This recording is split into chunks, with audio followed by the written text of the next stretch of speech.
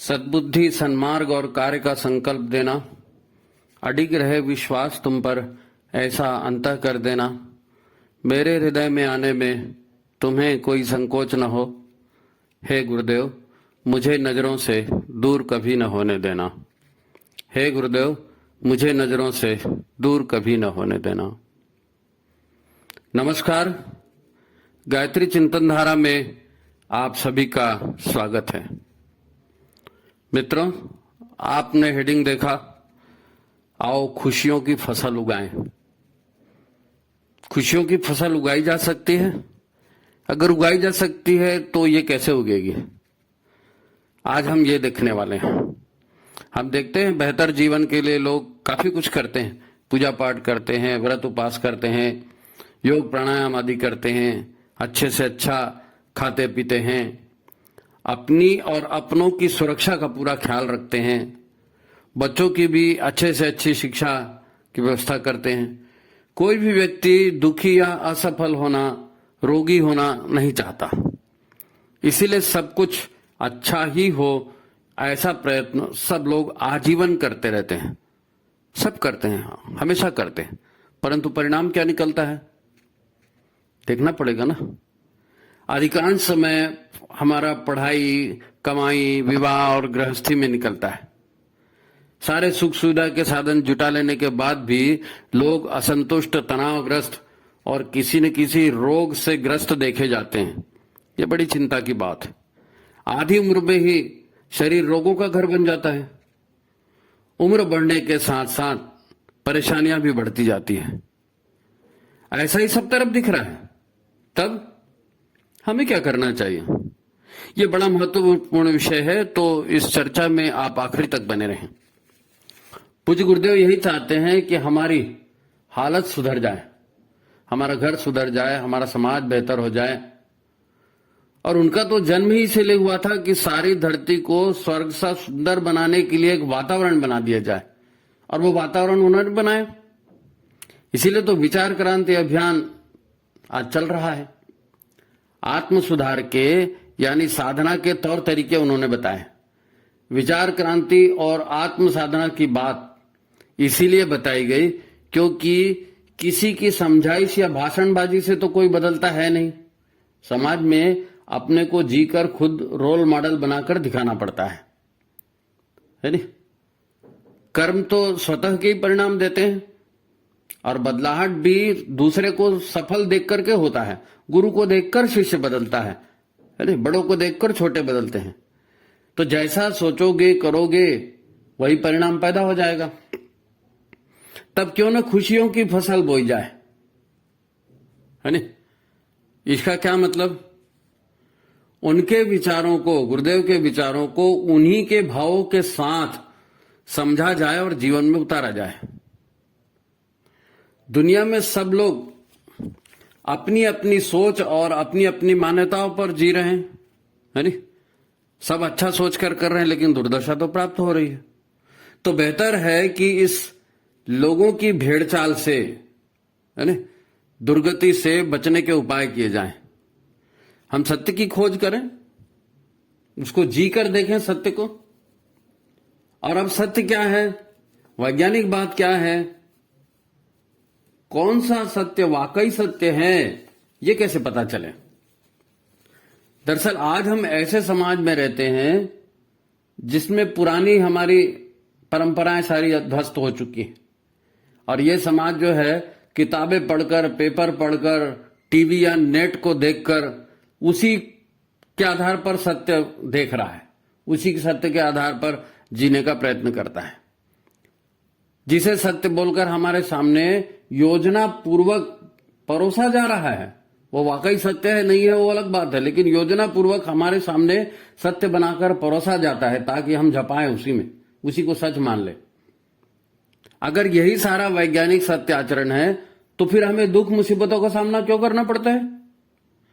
दरअसल हमें भ्रम में रखकर लोग अपने लिए लाभ कमा रहे हैं। होता क्या है, ब्रांड खड़े किए जाते हैं, ब्रांड मॉडल, है नहीं?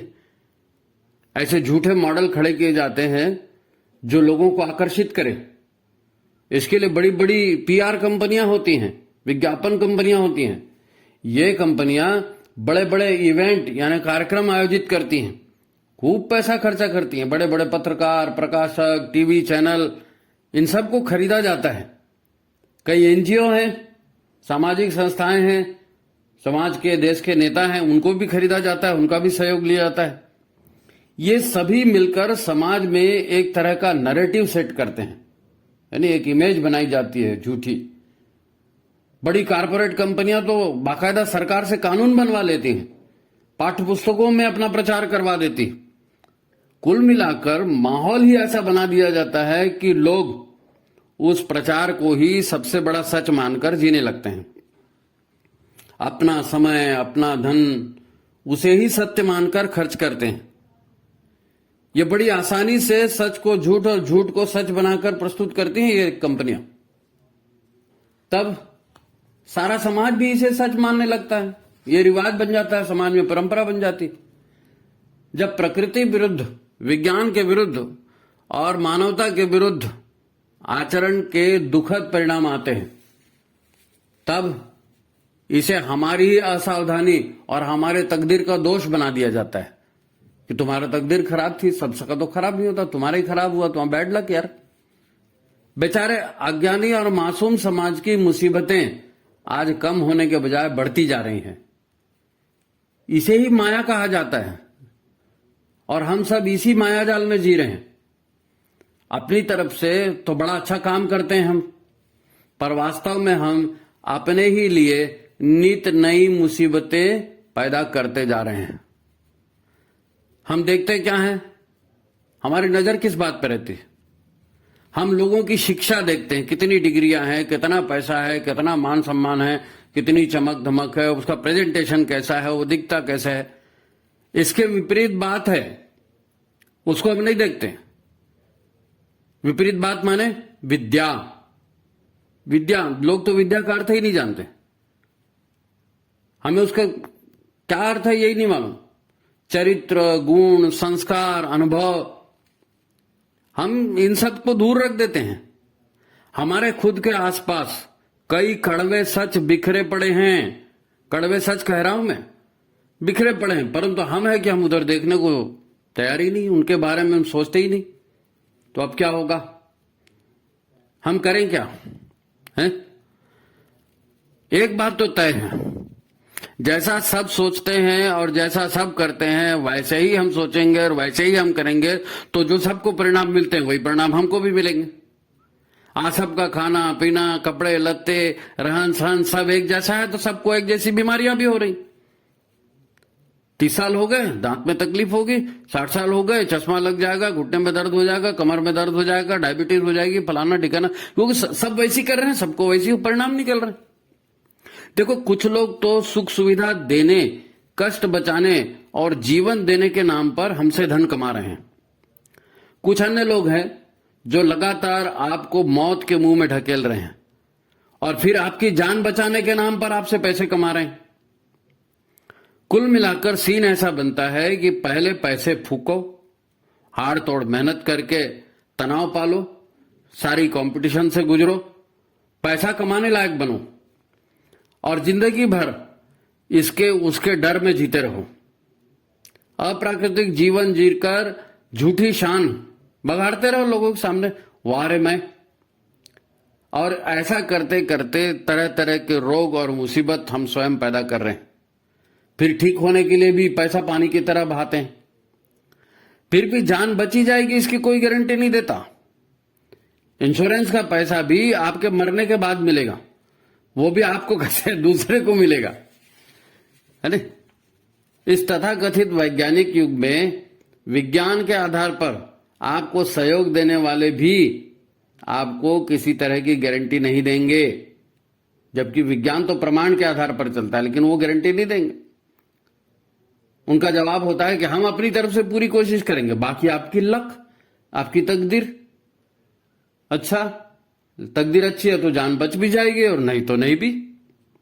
कुल मिलाकर आप डिग्रियां पा सकते हो, आज पद पा सकते हो, पैसा पा सकते हो, नाम यश पा सकते हो, शादी कर सकते हो, घर बना सकते हो, बच्चे पैदा कर सकते हो, सुख सुविधा के सारे साधन बटोर सकते हो, परंतु आप स्वस्थ रहोगे, सुखी और संतुष्ट रहोगे, इसकी कोई गारंटी नहीं है।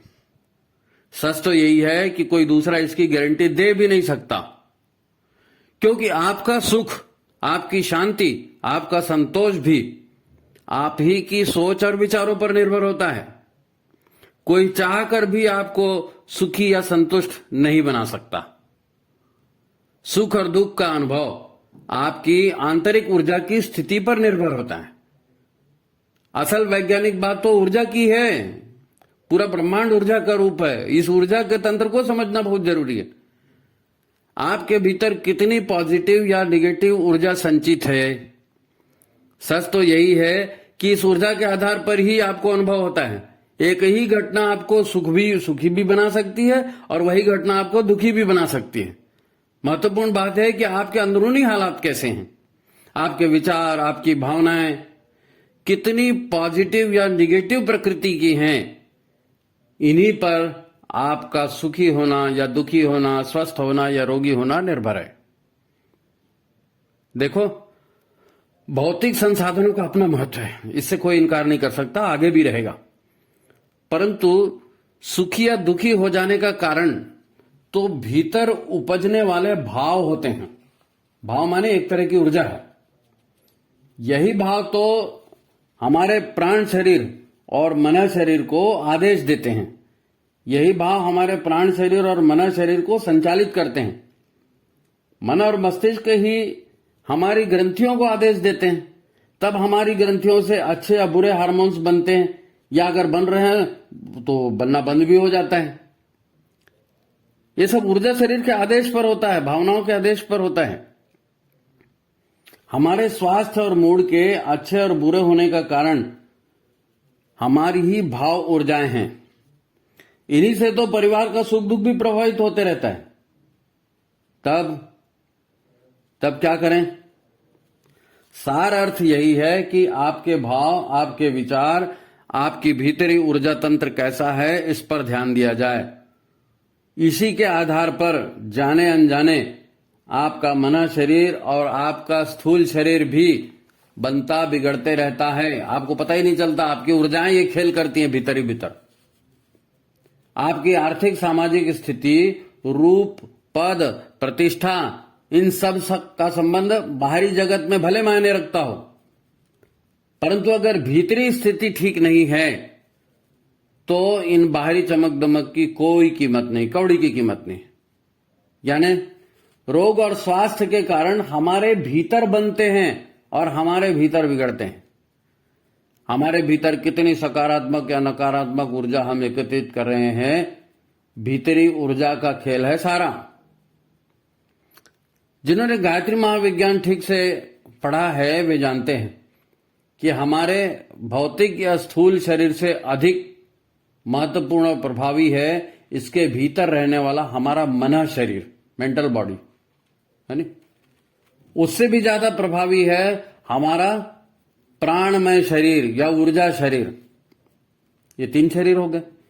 इसके भी अलावा हमारा एक और शरीर है जिसका संबंध ब्रह्मांडीय ऊर्जा से होता है। इसे विज्ञानमय शरीर, विज्ञानमय कोश या भाव शरीर भी कहते हैं। हम जो विचार करते हैं, इच्छा करते हैं, कामना करते हैं, संकल्प करते हैं, इनकी अपनी ऊर्जा होती है। इनका जितना संग्रह हम अपने भीतर करते जाते हैं तो यह ऊर्जाओं का संग्रह हमारी आत्म चेतना की उपस्थिति में भाव ऊर्जा में बदल जाता है। अभी तक विचार था, संकल्प था, अब वो भाव बन गया, है नी?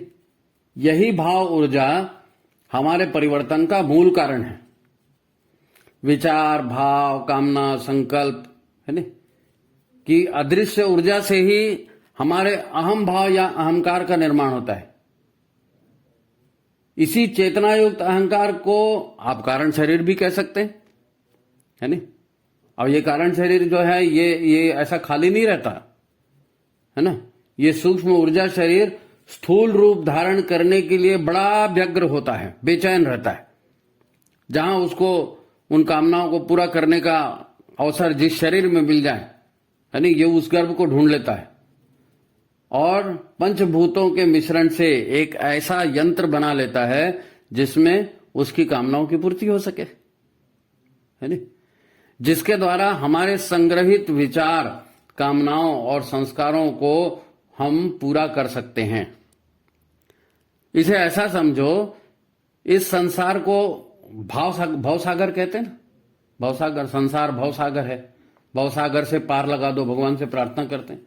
तो ये भवसागर क्या है? भावनाओं का सागर है। तो इसीलिए क्योंकि हमारी आत्म चेतना जो कि वास्तव में ईश्वरीय तत्व है, ब्रह्म तत्व है, बोलते हैं ना हमारे अंदर आत्मा ब्रह्म है करके, तो ये हमारी चेतना जो है ये ईश्वरीय तत्व है, ब्रह्म तत्व है। इसकी उपस्थिति मात्र से सृजन होता है। सृजन कौन करता है? भावना, भावनाओं से सृजन होता है और इस ऊर्जा की उपस्थिति में सृजन होता है। वह जिस तरह की पॉजिटिव या निगेटिव या मिश्रित भाव ऊर्जा से आच्छादित होती है चेतना, वैसा ही शरीर, वैसा ही सिस्टम वो बना लेती है, ढूंढ लेती है। ये पंचतत्व प्रकृति ही है जिससे शरीर बनता है, शरीर का सारा सिस्टम बनता है और ये शरीर का सारा सिस्टम प्राण ऊर्जा से चलता है। अब प्राण ऊर्जा से यंत्र चलता है। ये प्राण ऊर्जा कहां से आती है? इसका मूल स्रोत क्या है? सविता देवता सूर्य, है ना, सूर्य को प्राणदाता कहा जाता है, वहां से, उससे संचालित होता है। परंतु इसकी सक्रियता की भी जो है, सूक्ष्म शरीर की सक्रियता भी जो है ईश्वरीय तत्व या उसी ब्रह्म तत्व की उपस्थिति में संभव होती है। आत्म चेतना रहेगी तभी भाव ऊर्जा काम कर सकेगी, और वो तब काम कर सकेगी जब स्थूल शरीर का उसके अनुकूल निर्माण कर लेगी। तो ये सारा एक सिस्टम है, इस सिस्टम को समझना पड़ेगा। हम केवल स्थूल शरीर नहीं है, हमारे भीतर 5 शरीर हैं। स्थूल शरीर है, अन्नमय कोश जिसे कहते हैं, है ना, मनोमय कोश, ऊर्जामय कोश, भावमय कोश और आनंदमय कोश। तो इन सारे सिस्टम को समझना पड़ेगा। खैर, हम बात कर रहे हैं उनकी जिन्हें मानव शरीर रूपी यंत्र ऑलरेडी मिल चुका है, हम सबको मिल चुका है। यानी हमारे आसपास हमारे आपके जैसे लोगों की बात हम कर रहे हैं। हमारे भीतर की सूक्ष्म संरचना भावना के स्तर पर बनती है ना, भावना के स्तर पर हमारी सूक्ष्म संरचना बनेगी। भावना से ही भव शब्द की उत्पत्ति ने, भव यानी हो जाना, जो भाव ऊर्जा है उसी से हो जाता है।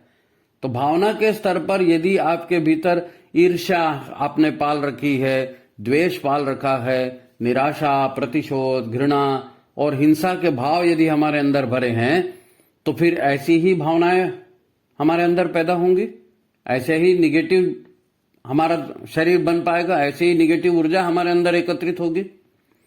तब हमारा ऊर्जा शरीर, हमारे मन शरीर और फलस्वरूप हमारा स्थूल शरीर भी ऐसा ही नकारात्मक प्रभाव से युक्त बनते जाएगा, ग्रस्त होते जाएगा, बीमार होते जाएगा और व्यक्ति में तरह तरह के रोग उभरते रहेंगे। इसके विपरीत यदि हमारे भीतर आशा का तत्व है, विश्वास है, उल्लास है, प्रेम की भावना है, दया की भावना है, करुणा की भावना है, लोक कल्याण की भावना है, या हम आत्मवत सर्वभूतेषु यानी अपने जैसा सारे संसार को समझते हैं, ऐसा पवित्र भाव, आत्मवत सर्वभूतेषु, अपने जैसा सबको मानना, ऐसे पवित्र भाव यदि हमारे अंदर हैं, प्रबल हैं, तो फिर यही सकारात्मकता मन शरीर की तरह स्थूल शरीर में भी उभरती है। आप स्वस्थ रहेंगे, आप ऊर्जावान रहेंगे, आप प्राणवान बने रहेंगे, आपका मूड ठीक रहेगा, आप प्रसन्न रहेंगे, तो शरीर में भी अच्छे हार्मोन्स बनते रहेंगे, हमारे सारे तंत्र बढ़िया काम करेंगे और दुखों को सहने की ताकत भी हमारी बढ़ेगी। इसीलिए बार बार विचारों और भावनाओं को ठीक करने के लिए स्वाध्याय और सत्संग की बात की जाती है, पूजा, उपासना, सदगुरु में की शरण में जाने की बात की जाती है, जीवन को साधने की बात की जाती है, जीवन साधना की बात की जाती है। तो अब जीवन साधना माने तो हमारे आसपास, है नहीं, हमारे द्वारा जो भी ग्रहण किया जाता है, उस विचारों को, उन भावों को शुद्ध करने का प्रयास करना। विचार शुद्धि, भाव शुद्धि, शरीर शुद्धि, पहले शरीर शुद्धि, विचार शुद्धि, भाव शुद्धि, मन वाणी अंतःकरण को शुद्ध करने की बात है नी? विचार और भाव शुद्धि के लिए तो मंत्र जाप है, ध्यान के उपक्रम है। हमारी आंतरिक स्थिति की बेहतरी के लिए हमें क्या करना है, यही मार्गदर्शन सदगुरु की सत्संग में, सदगुरु के ध्यान से हमें प्राप्त होता है, सदगुरु की कृपा से हमें प्राप्त होता है मार्गदर्शन, है नी? हमें तो जागृत जीवन जीते हुए अपने विकारों को दूर करने का काम करना है, सदा सचेत रहना है। हमारे से चिंतन के आधार पर किसी तरह की विकृति न हो जाए, स्वभाव के आधार पर किसी तरह की विकृति न हो जाए, यही तो जागृति कहलाता है। इसको अपने अंदर टिकने नहीं देना है, क्योंकि ये अंदर टिकेगी तो निगेटिव ऊर्जा का संचय होगा, इसका परिणाम बुरा निकलेगा हमारे अपने लिए। तो सतत जागृत रहने का अर्थ यही है। जागृत है सोना जागने वाला नहीं, जागृत मतलब सचेत होना कि कोई बुरा विचार, कोई बुरा संस्कार हमारे अंतःकरण में घर न बना सके। इसी को साधना कहते हैं। अगर ऐसे कोई दुष्विचार आते हैं तो उसको दूर करना। अब ये काम हमें साधना में करना पड़ता है। इसी से अगर हम ऐसा करते हैं तो इसी से हमारी प्रज्ञा जागृत होगी, हमारी बुद्धि पवित्र होगी, हमारी पात्रता बढ़ेगी, सामर्थ्य बढ़ेगा, है ना? इसी साधना के प्रमाण में बढ़ेगा। जितनी हमारी साधना होगी, जितना हम अपने आप को शुद्ध पवित्र करेंगे, उतनी हम प्रज्ञावान भी बनेंगे, उतनी हमारी पात्रता भी बढ़ेगी, हमारा सामर्थ्य भी बढ़ेगी। इसे ही अपने आप को सुधारना या ठीक करना कहते हैं। ये सबसे प्रमुख बात है। तो अब हमने देखा कि हमारे शरीर का भीतरी तंत्र कैसे काम करता है, कैसे हमें अच्छे और बुरे परिणाम प्राप्त होते हैं। तो इस आख्यान को आप 4 बार 10 बार ठीक से मन लगाकर सुने, ये मूल बात है। इसी को समझाने के लिए गुरुदेव ने पहली पुस्तक लिखी थी, मैं क्या हूं, मैं क्या हूं। ये जानना बहुत जरूरी है। जब तक यही समझ में नहीं आएगा कि मैं क्या हूं, तो मैं क्या करूं ये भी समझ में नहीं आएगा ना। इसी बात को समझाने के लिए गुरुदेव ने हमें आत्मबोध कराने के लिए भटका हुआ देवता का मंदिर बनाया शांति कुंज में। 5 आईने लगा के रखे ना, सोहम, अहम तत्वमसि, अहम ब्रह्मास्मि, मैं वही हूं, मैं वही ब्रह्म हूं। ये सब हमको समझाने के लिए गुरुदेव ने बनाकर रखा है। केवल मैं क्या हूं ये नहीं लिखा, मेरा अस्तित्व क्या है ये बताया है। तो जो भी कुरीतियां हैं, जो भी बुरे संस्कार है, बुरे भाव है, उनको दूर कर दें तो फिर देवता बन जाए। इसी के लिए उन्होंने फिर हमको साधना के उपक्रम बताए, गायत्री मंत्र दिया, यज्ञ दिया, है नहीं, संस्कारों का विधान सिखाया। विचार क्रांति अभियान का मूल तत्व यही है, आत्म साधना। अपने अंतःकरण की निगेटिविटी को खुद होकर समाप्त करना, जागृत होकर समाप्त करना, ताकि हम नर पशु नर पिशाच से मानव बने, महामानव बने, देव मानव बने, देवता बने, है नी? मनुष्य देवता बनेगा तो ये धरती उसको स्वर्ग जैसी लगने लगेगी, है नी? यही मुक्ति का मार्ग कहलाता है। अपने विकारों को पहचान कर उनसे मुक्त होने वाले एक महान संत हुए। आपने नाम सुना होगा संत कबीर। संत कबीर क्या कहते हैं? मन लागो मेरो यार फकीरी में, मन लागो मेरो यार फकीरी में, जो सुख पाए राम भजन में, वो सुख नाही अमीरी में। मन लागो मेरो यार फकीरी में।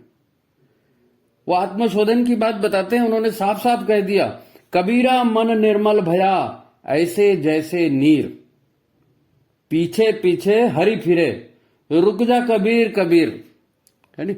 जिसने अपने मन को शुद्ध कर लिया, विचारों को शुद्ध कर लिया, भावनाओं को शुद्ध कर लिया, निर्मल कर लिया, तो उसे ईश्वरीय ताकत, ईश्वरीय प्रज्ञा, ईश्वरीय सामर्थ्य सब कुछ प्राप्त होता है। भगवान भी उसका साथ पाने के लिए ललचाते हैं, रुक जा कबीर कबीर। तो अब सदगुरु से विधिवत दीक्षा दें और साधना में जुट जाएं।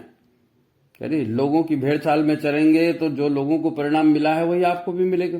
सारे हादाई करते रहें, जिंदगी भर जूझते रहें, एक दूसरे को दोष देते रहें, एक वो जिंदगी है। एक जिंदगी सदगुरु से विधिवत दीक्षा लेकर साधना में जुट जाने की है।